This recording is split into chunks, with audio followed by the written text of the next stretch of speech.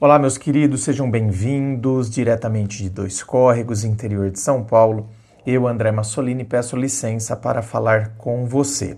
Lembrando que aqui embaixo, na descrição do vídeo, tem as informações dos atendimentos que eu faço, tem as informações dos meus livros, Dor de Amor Tem Jeito, Teu Amor Próprio Te Salvou, que vão te auxiliar neste processo do autoconhecimento. Vamos, então, ao e-mail dela, ela, que diz assim: como vai? Tudo beleza? Tudo. Estou escrevendo para saber se posso fazer algo a respeito do meu filho, que já não fala comigo há anos. Eu dei uma mancada uma vez, porque ele é muito desorganizado. Não planeja e de vez em quando dá merda. Fui com ele ao cinema e não tínhamos condução para voltar para casa. Eu não moro com ele, mas estava passando uns dias na casa dele. Ele mora na Suécia e eu na Inglaterra. Como estava muito frio, na Suécia, eu imagino, e nenhum ônibus vinha, dei um esporro. Sentia que estava ficando doente. Pedi para ele chamar um táxi e ele me disse que o celular estava sem bateria. Fiquei puta e dei bronca. Tinha gente perto e ele ficou com vergonha. Para mim, isso é briga de mãe e filho. Mas ele disse que eu sou uma narcisista, que fui sempre assim e não quer mais saber de mim. Narcisista, falar só a partir dessa informação, agora, eu não sei quais são as outras informações que ele tem, afinal de contas, ele é seu filho, ele convive com você. Não é porque ele é seu filho e convive com você que você de fato seja uma narcisista, porque hoje tudo é narcisismo. Então a coisa mais fácil para alguém jogar na nossa cara é ser narcisista. Então a gente não pode pegar também isso como verdade absoluta. Agora, veja bem, minha querida. Ele é muito desorganizado, não planeja, de vez em quando dá merda. Olha só. Então, vamos por partes. Eu posso falar aqui porque eu sou um cara organizado. E eu planejo tudo. Eu lembro que quando eu não tinha a tag lá do sem parar, para passar direto nos pedágios, a gente ia para a praia, por exemplo. Vai eu e meus amigos para a praia. Então, eu entrava no site, calculava quanto ia gastar de combustível e pedágio. E aí, pelo próprio site, você consegue ver os valores dos pedágios. Então, né, na ida, você vai passar por um pedágio, custa tanto, o outro custa tanto, outro custa tanto. Sabe o que eu fazia? Eu pegava saquinhos, aí eu colocava o dinheiro trocadinho, com moeda, certo? A atendente do pedágio não ia ter que voltar 1 centavo de troco. Colocava.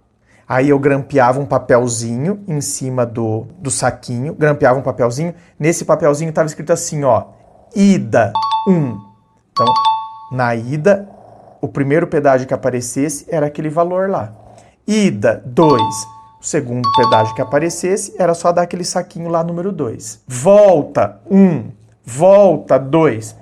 Para você ver como eu sou organizado. Meus amigos riam, mas se beneficiavam da minha organização, né? Porque quando você é organizado, as pessoas se beneficiam dessa organização. Porém, minha querida, por que eu estou falando isso? Porque se eu fosse o seu filho, e eu sendo organizado, essa situação do ônibus não seria culpa minha. Fomos ao cinema, não temos um carro para voltar para casa, certo? Aí eu tô lá com muito frio, tô na Suécia. Tô com frio. Nenhum ônibus vem. E eu vou dar um esporro no menino? Por quê? Porque o ônibus não vem? Não, mas você tem que saber os horários de ônibus. Lógico que se eu souber o horário do ônibus é melhor. É mais fácil mesmo se eu souber, né? E ainda mais estando no frio. Mas também tem coisa que às vezes a gente tem que falar, tenho que relevar também, né? Certo? Então vamos pedir um táxi. Mas meu celular acabou a bateria. Aí desça o sarrafo. Não, você tinha que ter se planejado para não acabar a bateria. Eu sou um cara planejado. Então, por exemplo, isso não teria acontecido comigo. A bateria com certeza teria dado, certo? Agora, eu também exigir isso das pessoas e eu descer o sarrafo no moleque porque o celular dele acabou a bateria? Então, minha querida, eu realmente acredito que você exagerou, certo? Então, assim, repito, não estou dizendo que você é narcisista por causa disso, mas que exagerou aqui, exagerou. Todos nós temos traços narcisistas, mas fiz terapia e nunca fui diagnosticada como uma. Ele tinha me bloqueado no celular. Agora desbloqueou, mas não responde. Minha filha me ajudou a escrever um e-mail pedindo desculpas pelo esporro dado. Daí ele responde que vai falar comigo, mas mudou de opinião da noite para o dia e mandou dizer que não queria mais nada comigo. Sabe, eu acho que os pais não são perfeitos. Claro, pai, são pais, mas são seres humanos. A gente faz muitos erros. Por que também não vem um guia de ensino com o bebê na maternidade? Sim, eu sou pavio curto. Já falei. Lá você errou sim. Mas muita gente e eu também acho que por ele ser sueco, a educação é muito voltada à individualidade, a chutar mesmo o balde e não ligar para os pais. Sim, isso faz sentido. A questão cultural ela tem um peso muito grande mesmo.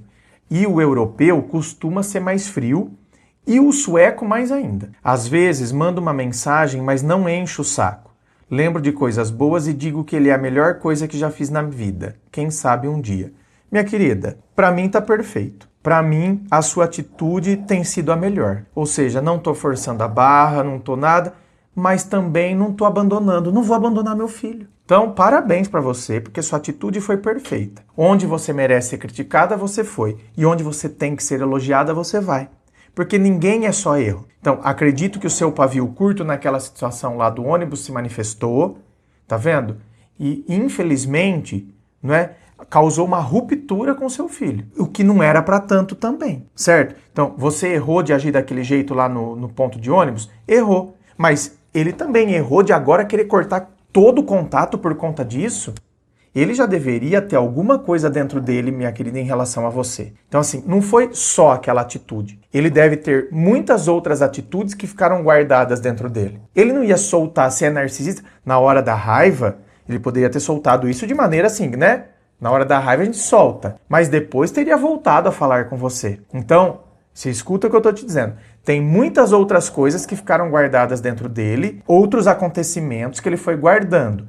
E essa daí só foi a gota d'água. Então talvez seja o caminho também, para você pedir que você gostaria que ele falasse tudo o que você já fez para ele, que ele considera. Não significa que porque às vezes a pessoa considera que a gente a ofendeu, quando na verdade jamais foi uma ofensa o que a gente fez. Mas a pessoa interpretou dessa forma. Olha, filho, eu gostaria de ouvir de você tudo o que você considera que eu fiz de errado para você. Talvez assim ele aceite conversar, já que ele vai ter a oportunidade de falar para você o que ele considera que você fez de errado na vida dele. Mas a sua atitude de, às vezes, mandando uma mensagem, tá vendo? Não enchendo o saco, só manda uma mensagem falando alguma coisa e falando, sim, ele é a melhor coisa que eu já fiz na vida. Então, a sua atitude está corretíssima, de você estar sempre lembrando, eu tô aqui, eu sou sua mãe, eu te amo e eu nunca vou te deixar. Sim. Ai, André, nossa, o filho tá fazendo isso e ela tá indo lá atrás dele. É mãe, gente. É mãe. Então, não. Uma mãe não deve abandonar um filho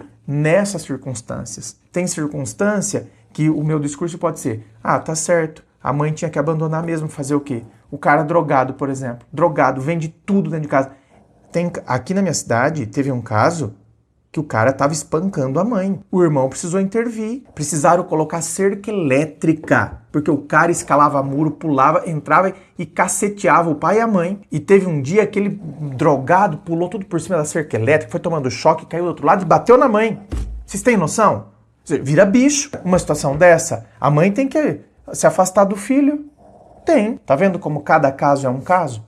Agora, nesse caso aqui, minha querida, tá certa você de estar falando isso, porque foi uma coisa boba, que para ele não é. Para ele não é. Mas você tem que ir amolecendo ele com essas frases, sem exceção de saco. Essas frases aqui, mostrando, eu te amo. É uma pena, né, gente? Mas você tá fazendo certinho. Continue desse jeito que talvez dê certo. Talvez você o amoleça.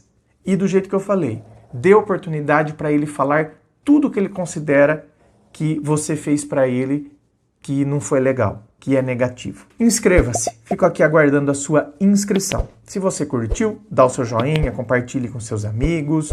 Muito obrigado, beijo no coração e, é claro, um forte abraço.